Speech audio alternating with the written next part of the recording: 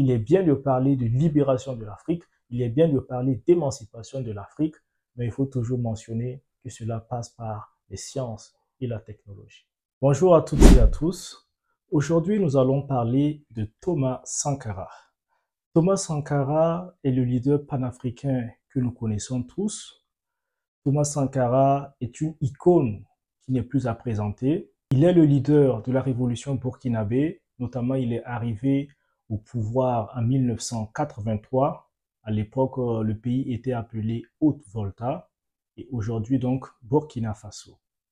Thomas Sankara est connu dans les frontières de l'Afrique, mais même au-delà, parce qu'il a porté de grands combats, une grande vision à laquelle adhèrent beaucoup de personnes.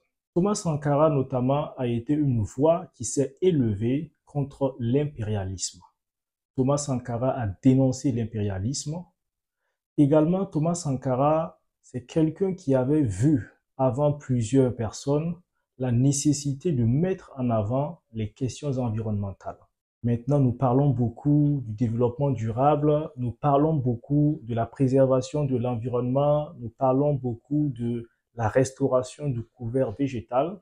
Mais dès 1983, parmi les priorités de Thomas Sankara, il y avait notamment la restauration du couvert végétal.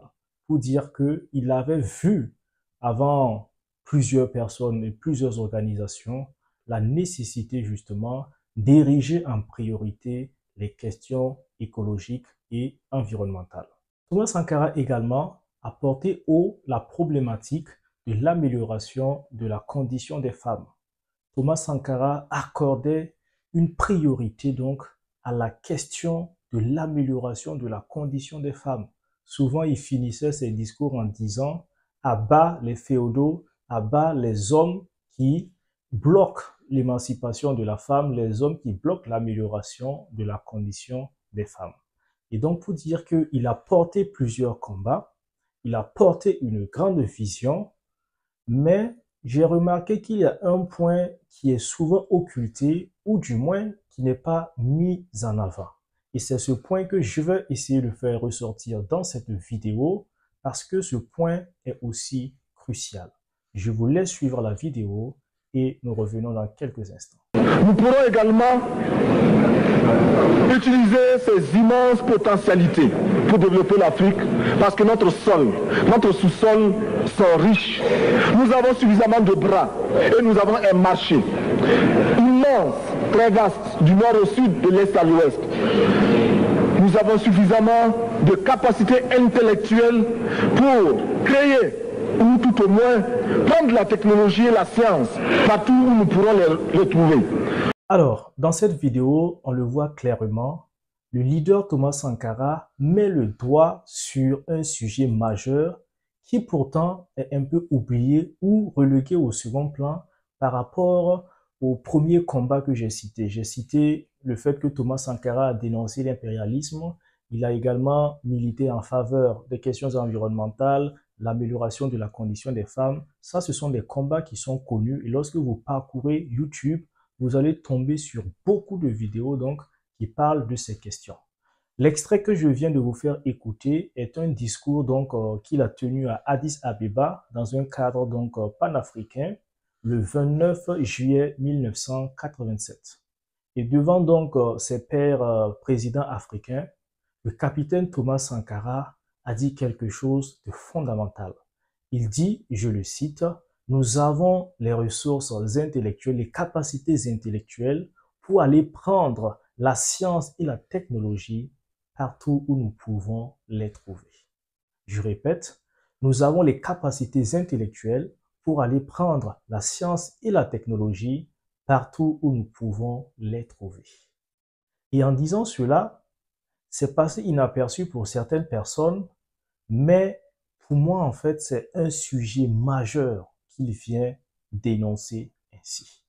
Puisque j'ai fait des recherches, j'ai écouté les économistes, j'ai écouté des scientifiques, j'ai écouté des leaders, des dirigeants, j'ai écouté plusieurs profils d'expertise et la plupart de ces profils d'expertise concluent que l'investissement dans les sciences et les technologies est un facteur majeur de développement.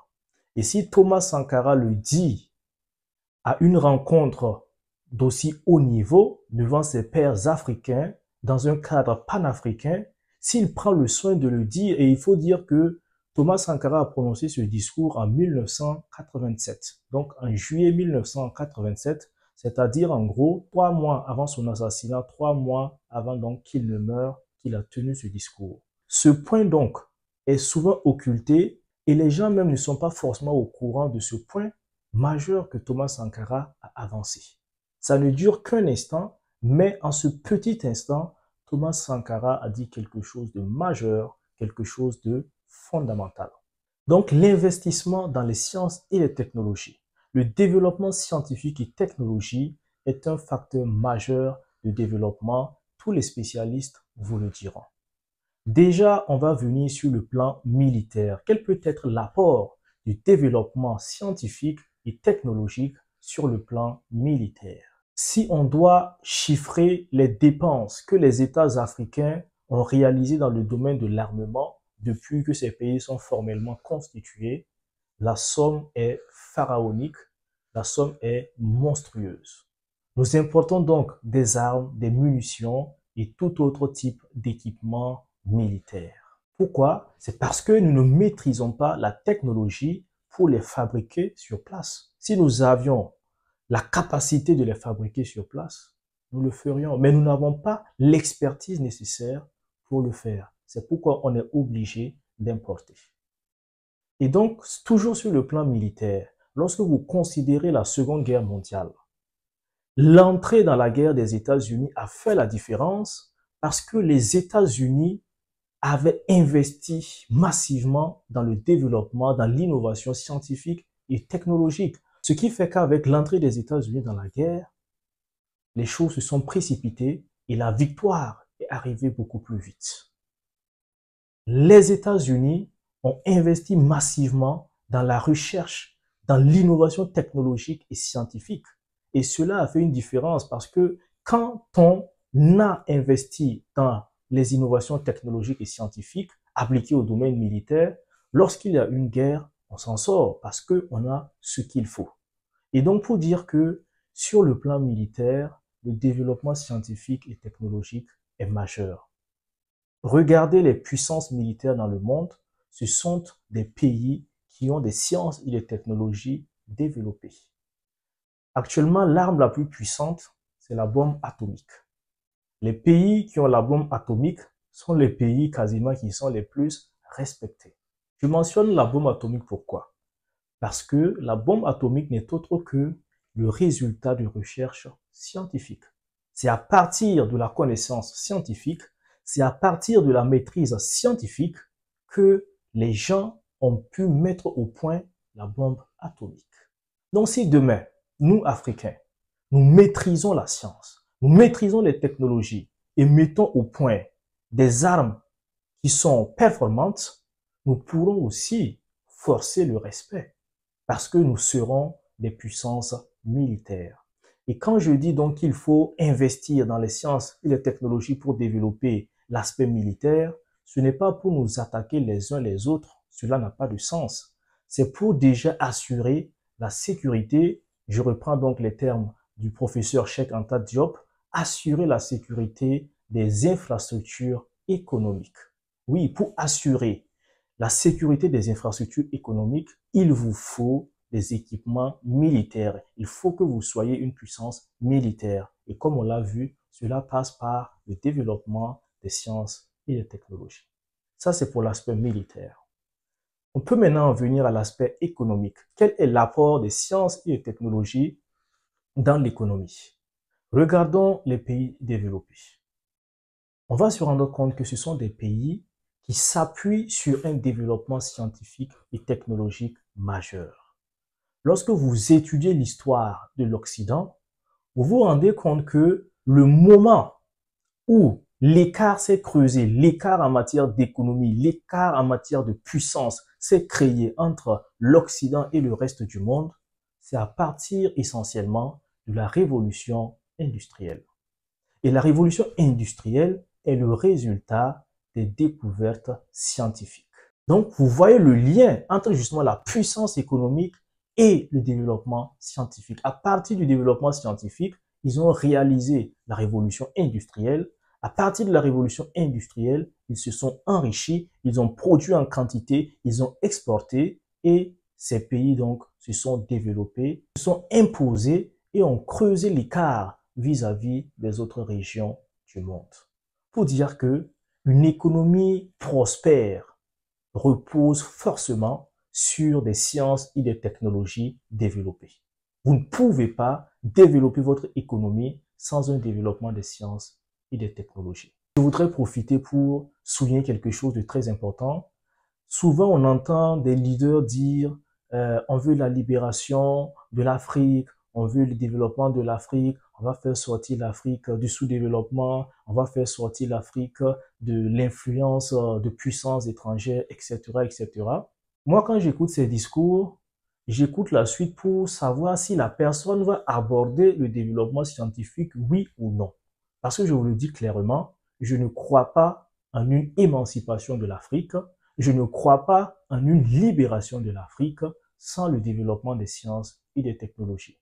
Si tu me parles de libération de l'Afrique sans mentionner les sciences et les technologies, soit tu veux me tromper, soit tu te trompes toi-même. Un leader africain, panafricain, qui vous parle de l'émancipation de l'Afrique et qui ne mentionne pas le rôle des sciences et des technologies, laissez-moi vous dire que c'est quelqu'un qui fait des aventures. C'est quelqu'un qui est en train soit de se tromper lui-même de bonne foi, soit c'est quelqu'un qui veut tromper son audience, son auditoire. Donc, l'aspect scientifique et technologique est majeur si nous voulons développer le continent. J'en reviens à l'économie. L'économie, donc, c'est la production des biens et des services dont nous avons besoin au quotidien. Regardez un peu ce dont vous avez besoin au quotidien.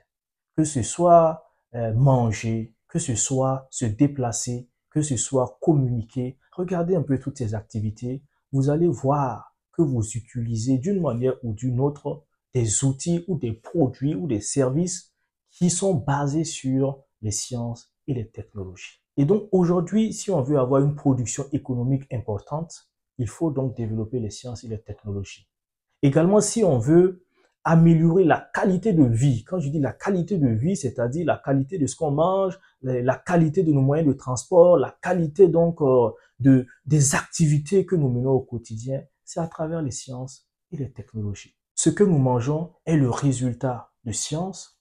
Les moyens de déplacement que nous utilisons, que ce soit le bus, les trains, les véhicules, les motos, c'est le produit des sciences et des technologies. L'énergie, la communication, les téléphones portables et tout, c'est de la technologie. Donc, si nous laissons les sciences et la technologie, si nous évacuons le développement scientifique et technologique, je vous assure qu'il n'y aura aucune émancipation, aucune libération de l'Afrique. Il ne faut pas se tromper de combat. Le premier combat à mener, c'est le combat pour le développement scientifique et technologique. À travers le développement scientifique et technologique également, on pourra même donner une meilleure qualité de vie à la population, notamment à travers la santé. Parce que lorsque vous regardez les équipements qui sont dans les hôpitaux, dans les centres de santé, ce sont des équipements qui dérivent de la maîtrise des sciences et des technologies. Aujourd'hui, si nous arrivons à maîtriser les sciences et les technologies, à développer, à produire, à fabriquer ces équipements sur place, les populations auront plus facilement accès donc à des soins meilleurs et donc une population mieux soignée, une population en meilleure santé qui sera donc plus productive et donc l'économie va davantage se développer. Donc il ne peut pas y avoir d'amélioration de la qualité de vie des populations sans les sciences et la technologie. On peut également parler toujours sur le plan économique de l'emploi. Aujourd'hui, il y a des millions de jeunes africains qui sont dans le sous-emploi ou carrément dans le chômage. Et pour résorber cette question du chômage, ce n'est pas en créant 100 emplois par-ci ou 200 emplois par-là, non. Il faut créer des milliers, des millions d'emplois.